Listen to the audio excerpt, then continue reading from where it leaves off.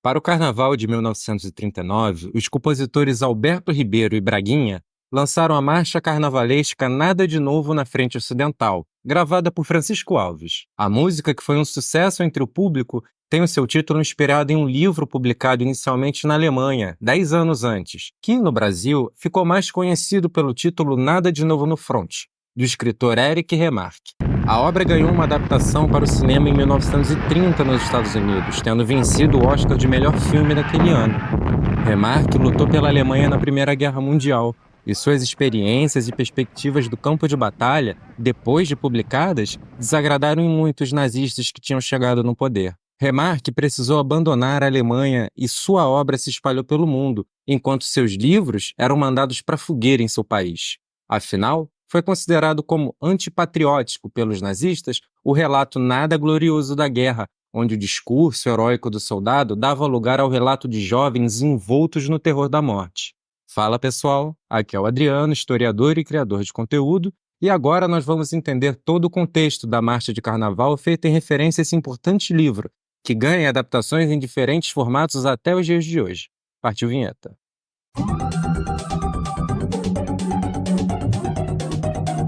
Remarque adiantou na sua obra que esse livro não pretende ser um libelo nem uma confissão, e menos ainda uma aventura, pois a morte não é uma aventura para aqueles que se deram face a face com ela. Apenas procura mostrar o que foi uma geração de homens que, mesmo tendo escapado às granadas, foram destruídos pela guerra. O escritor era um jovem universitário quando se juntou ao exército alemão durante a Primeira Guerra Mundial. Sobreviveu ao conflito e teve depois diversos empregos em um país destroçado, até iniciar no jornalismo. Os novos caminhos da vida de Remarque, porém, não permitiram que ele esquecesse os terrores das trincheiras. Sem conseguir dormir tranquilamente, passa a escrever em seus cadernos o que havia vivido. Esses escritos se tornaram a base do romance Nada de Novo no Front. Os soldados que nas propagandas de governo eram representados como bravos heróis, guerreiros do ideal de nação promovido na Alemanha da época, eram, na descrição de Remarque, como homens maltrapilhos e traumatizados pela guerra. Quando o livro foi adaptado ao cinema, Joseph Goebbels se empenhou para interromper sessões do filme, espalhando ratos brancos nas salas de projeção. O filme passou a ser proibido na Alemanha após Hitler chegar ao governo em 1933, mesmo ano em que os livros foram queimados em praça pública. O escritor precisou se exilar na Suíça e depois nos Estados Unidos, onde se naturalizou. Remarque se tornou um dos autores alemães mais lidos em todo o mundo, ao lado de Goethe. Nada de Novo no Front foi traduzido para mais de 50 idiomas e já vendeu mais de 10 milhões de exemplares por todo o mundo. A influência dessa obra virou Marcha do Carnaval Carioca de 1939.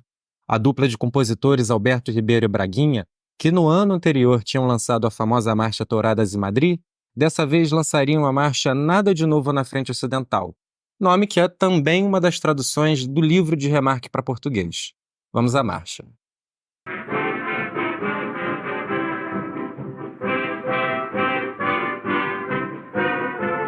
Nada de novo na frente ocidental, a batalha de confete na Avenida Central. A partir de 1906, a antiga tradição de Batalha de Flores no Carnaval do Rio de Janeiro passou a dar lugar para a Batalha de Confetes, promovida pelo jornal Gazeta de Notícias, na recém-inaugurada Avenida Rio Branco. A marcha de Alberto Ribeiro e Braguinha remete ao título do livro de Remarque para falar da costumeira Batalha de Confetes, do Carnaval Carioca. Paz e muita harmonia na bateria do Carnaval.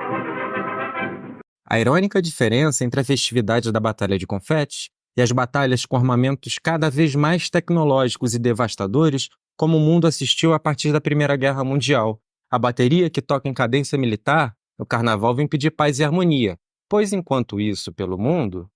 O correio chegou, notícias eu li, o tempo fechou, Touradas em Madrid. Alusão à Guerra Civil Espanhola, que ainda estava em curso quando a marcha foi lançada. Essa guerra foi deflagrada em 1936, quando os generais Francisco Franco e Emílio Mola deram um golpe contra as autoridades democrático-republicanas eleitas de forma legítima no país. Os setores políticos conservadores da Espanha, depois de derrotados nas eleições pela Frente Popular que elegeu o presidente Manuel Azaña, partiram para a conspiração de militares, e executaram um golpe que de início não foi exatamente bem sucedido, de modo que os militares golpistas conseguiram tomar o controle de somente 2/5 do país, ficando a outra parte ainda sob domínio dos governantes legalmente eleitos.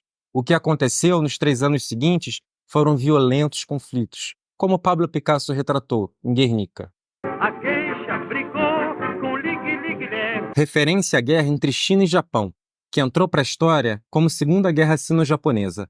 A China já tinha entrado na mira do Império Japonês desde o século XIX, quando, em seu encerramento, foi travada a Primeira Guerra Sino-Japonesa. Saindo o Japão vitorioso, expandiu seus domínios sobre a Península da Coreia.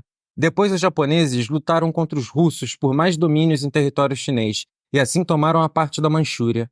As ambições japonesas não se satisfizeram por aí, e nos anos de 1930, um ataque forjado a uma ferrovia japonesa serviu de pretexto para uma nova invasão ao território chinês.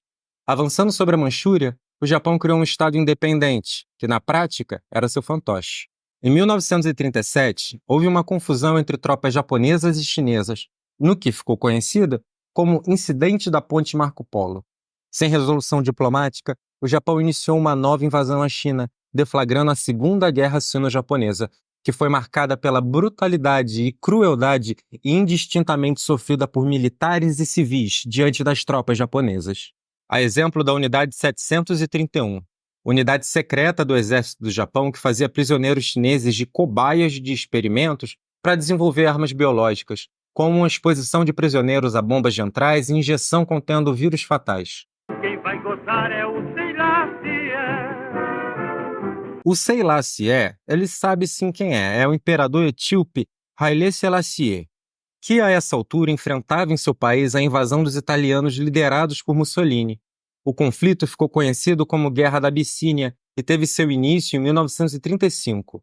Selassie foi à Liga das Nações em 1936, e apesar de alguns jornalistas italianos presentes terem feito o possível para atrapalhar sua fala, Selassie fez um discurso muito importante, que um dia viria a inspirar Bob Marley na canção War. Enquanto a filosofia que declara uma raça superior e outra inferior não for finalmente e permanentemente desacreditada e abandonada, enquanto não deixarem de existir cidadãos de primeira e segunda categoria de qualquer nação, enquanto a cor da pele de uma pessoa for mais importante que o brilho dos olhos, enquanto não forem garantidos a todos por igual os direitos humanos básicos sem olhar a raças, até esse dia, os sonhos de paz duradoura, cidadania mundial e governo de uma moral internacional irão continuar a ser uma ilusão fugaz, a ser perseguida, mas nunca alcançada.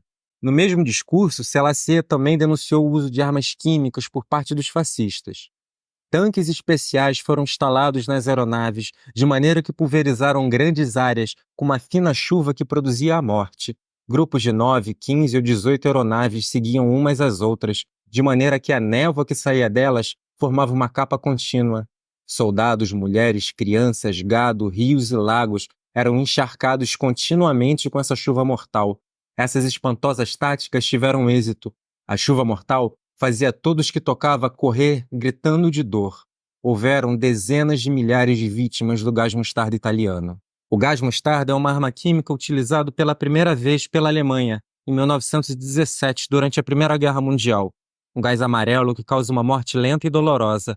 Quem sobrevive à sua exposição pode sofrer de câncer de pele. Armas químicas também foram utilizadas nos ataques dos franquistas na Espanha e dos japoneses na China. O correio chegou de Paris. A guerra acabou, o mundo é mais feliz. É bem melhor viver assim em paz. Com meu amor não brigo nunca mais. Paris, durante a Primeira Guerra Mundial, sofreu com os bombardeios dos alemães. Acabada a guerra, Paris inaugurou sua linha aérea entre Bruxelas e Londres.